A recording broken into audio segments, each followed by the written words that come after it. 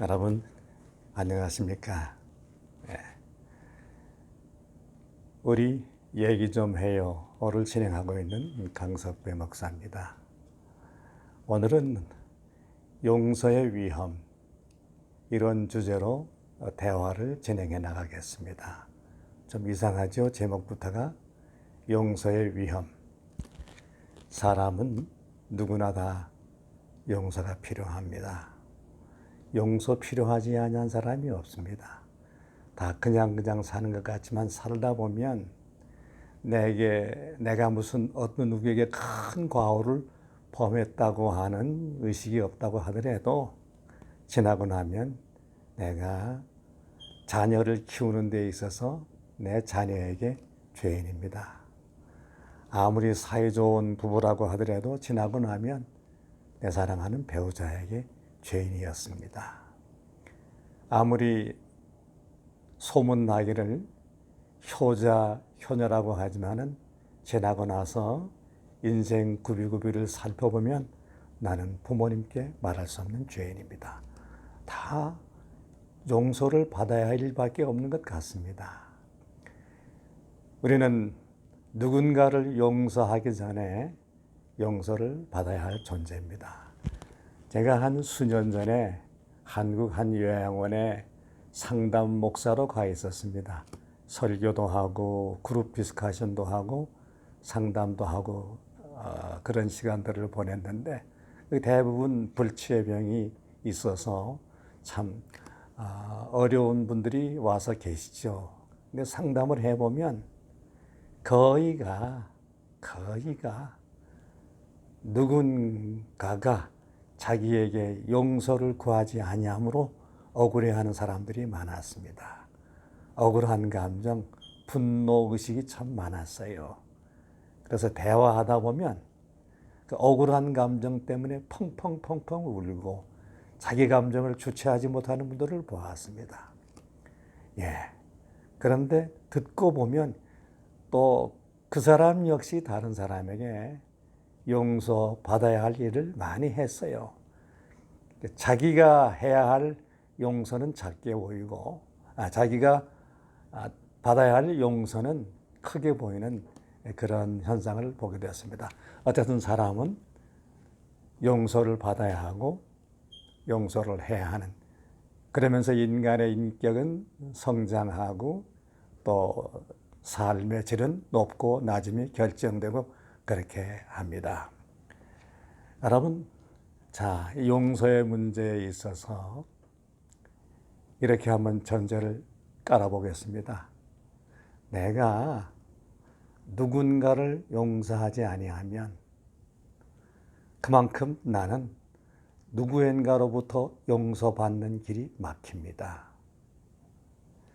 내가 누군가를 용서하는 일을 멈춰버린다고 하면 나 역시 용서받지 못하고 살아가는 죄인임을 기억하시기를 바랍니다. 그 다음에 또 하나는 이제 오늘 얘기할 그 핵심 주제는 용서가 왜 위험한가 하는 것입니다. 자, 내가 누군가를 용서했다고 합시다. 그러면 내게 용서받은 사람은 항상 나에게 잘해야 된다 하는 개념이 내 마음속에 자리 잡게 됩니다. 그리고 내게 용서받은 경험이 있는 사람은 어떤 경우든지 내 편에 서야 된다고 하는 그런 기득권적인 감정이 나도 모르는 사이에 내 영혼 끝자락에 자리 잡게 됩니다.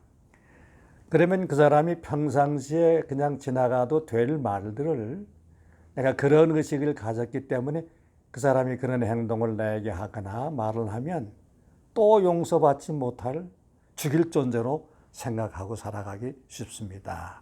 분노가 더 쌓이죠. 예, 용서의 위험입니다. 그러나 여러분, 내가 누구를 용서한다고 하는 말은 잘못하면 이런 등식이 성립되고 말아요. 내가 용서를 한다? 저 사람이 내게 용서를 받아야 한다? 그러면 저 사람은 죄인이요, 나는 의인이라고 하는 등식이 성립되고 말아요. 그 얼마나 참 인간으로서는 건방진 의식입니까? 내가 누구를 용서합니까? 내가 누구를 용서해요? 누구를 내게 죄인이라고 규정을 하겠습니까? 하나님이 안 그러시는데, 예수님이 안 그러시는데, 예수 믿는다고 하는 사람들이 내가 누구를 내게 용서받아야 할 사람으로 규정하고 살아갑니까? 그래서 그 사람이 그 과오를 용서 구할 때까지 기다려줍니까? 그 사람이 용서를 합니다 하고 와서 무릎 꿇지 않으면 용서를 안고 살아요. 그래 평생 동안 그 문제는 평행선을 긋다가 인생 종말에 이르게 되기도 합니다. 여러분 그렇습니다. 용서는 위험한 것입니다. 필요한 것이로도 위험한 것입니다. 용서를 잘못 이해하면 그것 때문에 내 영혼이 교만에 이르게 되고 내 영혼이 피폐해지게 됩니다. 내 영혼이 피폐한다고 하면 늘 그 용서를 받아야 할 채권의식이 있는 사람, 채무의식이 있는 사람이 아니라 채권의식을 가지고만 살아가요.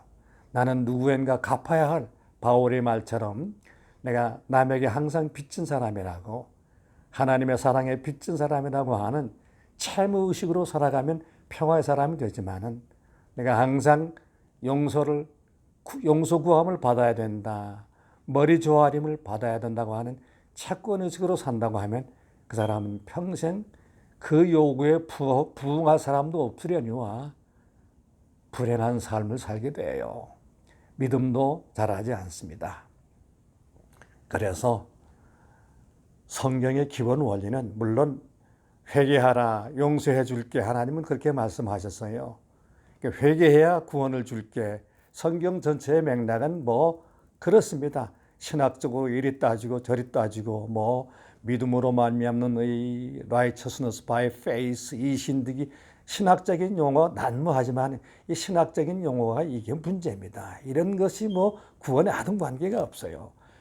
쉽게 말하면 하나님 앞에 나 살려주십시오.